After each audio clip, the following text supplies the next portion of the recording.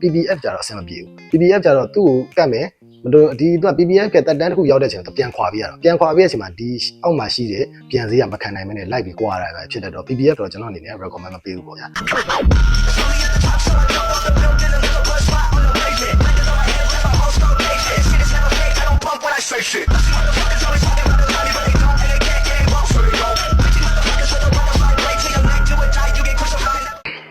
မင်္ဂလာပါကျွန်တော် DH Auto Detailing က Detailer ရဲ့ founder ကိုဝင်းမြတ်ဖြစ်ပါတယ်ဒီနေ့မှာမိတ်ဆွေတွေကိုပြောပြပေးမယ့်အကြောင်းအရာကတော့ကားတွေရဲ့စေးသားလိုက်တာကိုဘယ်လိုထိန်းသိမ်းမလဲဆိုတဲ့အကြောင်းအရာဖြစ်ပါတယ်အဲ့ဒီမှာကျွန်တော်တို့တိုင်းပြည်ကိုဝင်လာတဲ့ကားတွေမှာကားအသစ်0ကီလိုနဲ့ use ကားလေးတွေပေါ့နှစ်မျိုးရှိတယ်ပေါ့နော်အဲ့ဒီကားတွေရဲ့စေးသားလိုက်ကားတွေကိုဘယ်လိုထိန်းသိမ်းသင့်လဲဆိုတာကိုကျွန်တော်ကဒီဗီဒီယိုမှာရှင်းပြပေးမှာဖြစ်ပါတယ်ဒီဆုံးကျွန်တော်တို့ကားအသစ်ကလေးနဲ့စလိုက်အောင်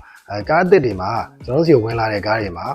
EV ရှိမယ်ကျွန်တော် IC ကားရှိပါတယ်နှစ်မျိုးစလုံးရဲ့စေးသားလိုက်ကသူ factory paint မှာကအနည်းငယ်ပါတာကိုတွေ့ရပါတယ်လိုက်ကပေါ့နော်လိုက်ကအနေငယ်ပါတာတွေ့ရပါတယ်အဲ့လိုက်ကအနည်းငယ်ပါတာကိုကျွန်တော်တို့တေချာထိန်းသိမ်းပြီးတော့စတင်ပြီးအသုံးပြုသင့်ပါတယ်စပြီးတော့ protection အရင်လုပ်ပြီးကမှကျွန်တော်တို့အသုံးပြုသင့်ပါတယ်အဲ့လိုမဟုတ်ဘဲနဲ့ချက်ချင်းတန်းပြီးတော့ factory paint တိုင်းသုံးလိုက်မယ်ဆိုရင်လိုက်ကခဏနဲ့ပါသွားပြီးတော့တန်ကြီးတက်တာတွေအလျင်မြန်ဖြစ်ပေါ်လာတတ်ပါတယ်ပြီးတော့ကျတော့အဲ့လိုမျိုးထိန်းသိမ်းမယ်ဆိုရင်လည်းကျွန်တော်ကိုတင်တင်လို့ရတယ်အခုနောက်ပိုင်းပေါ်တဲ့ PPF ကတ်တီအထိထိန်းသိမ်းပြီးလို့ရပါတယ်နောက်တစ်ခုကတော့ကျွန်တော်တို့ use car လေးဆိုတာကျွန်တော်တို့ကီလိုတောင်းကနန်းရဲ့အထက်ပေါ့နော်တိန်ကနန်းနဲ့သုံးပြီးပြီအဲ့မှာနေတန်းလေးတန်းတွေပြီးတော့လမ်းပေါ်ကဒဏ်တွေအများကြီးလဲခံပြီးသွားပြီအဲ့လိုကားမျိုးတွေဘယ်လိုထိန်းသိမ်းမလဲအဲ့လိုကားမျိုးတွေကျတော့ကျွန်တော်တို့နှစ်ပတ်တစ်ခါလောက်ကိုပုံမှန်လေးကိုသူ့ကိုရေးဆေးမယ်ဖျောင်းလေးတင်မယ်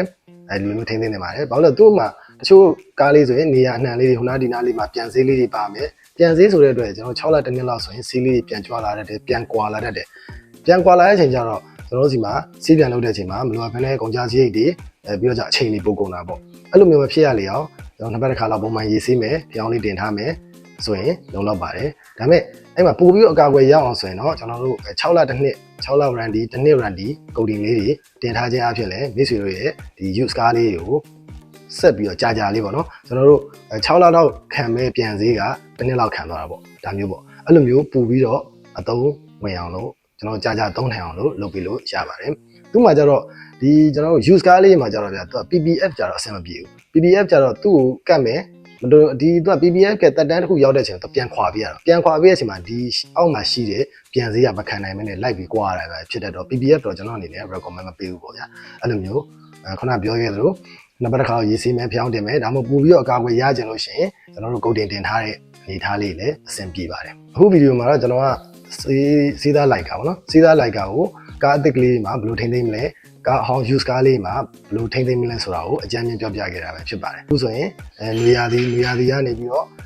မိုးရင်းကိုအခုပြောင်းကာလဖြစ်လာပြီရာသီကအချိန်ပြည့်နေပူလိုက်မိုးရွာလိုက်နေပူလိုက်မိုးရွာလိုက်ဆိုတော့ဒီစေးသားလိုက်ကခဏနဲ့ပွာလာမယ်ကြွလာမယ်ပြီးလို့ရှိရင်အတန်ကြီးတက်တဲ့အနေအထားတွေ